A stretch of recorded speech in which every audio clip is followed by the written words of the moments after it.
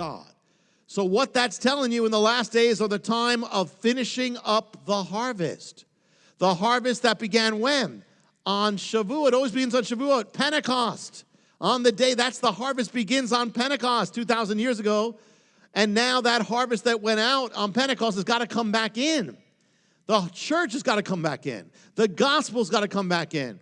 And where does it come back in? It comes back in to where it started in the first place. Feast of Tabernacles, they went out from Jerusalem on Pentecost. They come back to Jerusalem on Tabernacles. So what's it telling you about the harvest of the church? It means the church began in Jerusalem, went out to the world. It's got to come back. The gospel's got to come back to Israel, back to bring it all back to him. And so what it means is when you see the Jewish people coming back to the land, it is a sign. Think about this. Mystery. The harvest began as the Jewish people were scattered from the land. They were scattered around the world and so the gospel also went out to the world. But if the Jewish people are coming back to the land of Israel, what does it mean? The gospel's coming back. The harvest is going to end. The harvest is coming to its conclusion. So it means, how should we live? It means we have to be even more so spreading the gospel of the kingdom. We cannot hold back. We have to do it. It's a command of God. To not do it is to disobey the command that he gave us. And especially in the last days, you've got a limited time. And what it also means, so everything's coming back home, but you can see it in many ways. It wasn't just one harvest. The harvest of the Great Harvest had many harvests. Particularly autumn time was the time of basically two particular major harvests. One was the Grape Harvest, which is also called the vintage. Late summer, early autumn comes the Grape Harvest. The Hebrews would go into their vineyards, gather their grapes, crush their grapes for the wine. It would all come in the autumn time, September, October, in time for the Feast of Tabernacles. Grapes would decorate the sukkahs as they do here. Grapes would decorate the tabernacle. And they would bring all their fruits to Jerusalem. And even here is a mystery that is in Tabernacles that reveals to you in the end times will be the time of the grape harvest. What does that mean?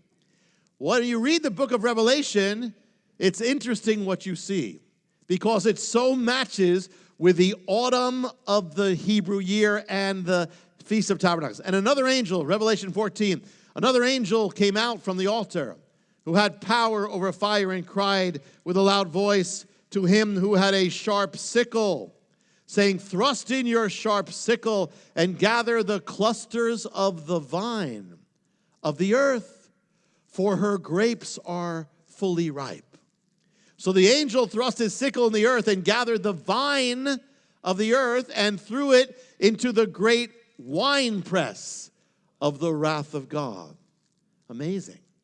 This is the exact imagery that happens in the autumn right now at this time in the Hebrew year, the time linked to the end times, and it's the grape harvest. That's the imagery here.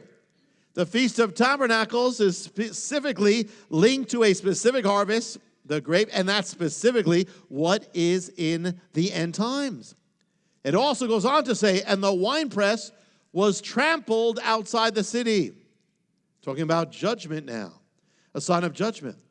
And it's so consistent because the book of Joel, which also speaks about the end times, that's where you get, I will pour my spirit on all flesh, also says, Joel 3:11, assemble, come all you nations, gather together all around, talking about all the gathering to Israel. Cause your mighty ones to go down there, O Lord. Let the nations be wakened and come to the valley of Jehoshaphat. For I will sit to judge all the surrounding nations. Put in the sickle, for the harvest is ripe. Go down, come, for the winepress is full, the vats overflow. Same thing as in Revelation, same thing for the autumn day. One of the symbols of judgment in the Bible is the crushing of grapes. It's right there. You've known it your whole life. Every time you sang the Battle Hymn of the Republic, what did you say? It didn't make sense to you back then, but he is trampling down the vintage where the grapes of wrath are stored. That is from this. Ultimately the grape, but it's not only so it's judgment in the end times, the final, but there's also another harvest that comes in the autumn around the time of the Feast of Tabernacles. What is it? This is very different. There's a beautiful symbol of Israel in the Bible and the church, and it is the olive tree. So Paul wrote to the non-Jewish believers, you've been grafted in to the olive tree. What olive tree? Of Israel. You are spiritually Jewish now.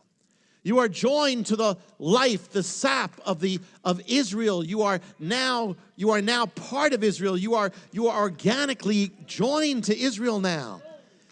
And what about those natural branches that were broken off, the Jewish people he says, well, they're going to be joined again at the end. In the time of the fullness, when this all happens, Israel will get grafted back into the olive tree.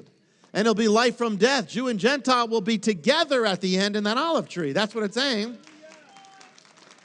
Now, it's interesting because there's a month. Now, this is so cool because the Hebrew year is like this unfolder of this mysteries, because it says that there's one year one time in the Hebrew year when the olive harvest begins. When is that? That's the month of Elul, which is August, September. Elul is the time just before the trumpets blast on Tishri. Trumpets ends Elul, begins the 7th month Tishri. So interesting. What are we saying here? In the month, the olive harvest begins Elul before the trumpets and then goes through the trumpets, and all these holy days, the olive harvest goes through. What's it saying? Well, how would we put that together? Well, it's saying that before the great trumpet sounds, we will see the Jewish people coming back into the olive tree.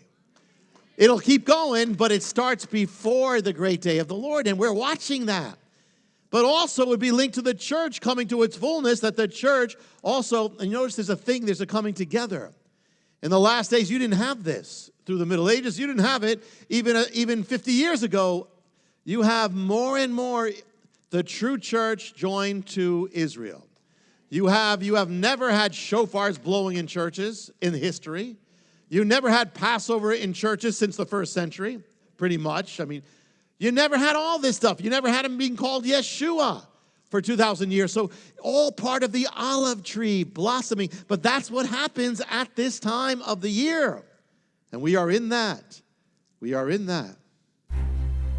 To find out how you can receive more of Jonathan's teachings, to receive special free gifts, or get in touch, go to hopeoftheworld.org or call toll-free 1-800-YESHUA-1. That's hopeoftheworld.org or call 1-800-YESHUA-1. That's 1-800-937-4821. You can also get more at Jonathan Cahn's Facebook page or write us direct at Hope of the World, Box 1111, Lodi, New Jersey 07644, USA. Hope of the World is dedicated to the goal of spreading God's Word and salvation to every land and people. We do this by spreading the Word throughout the world and sponsoring compassion projects to the most poor and needy around the earth. To get in touch or have a part in God's work, just write to Hope of the World, Box 1111, Lodi, New Jersey 07644, USA. Or go to hopeoftheworld.org or call 1-800-YESHUA-1.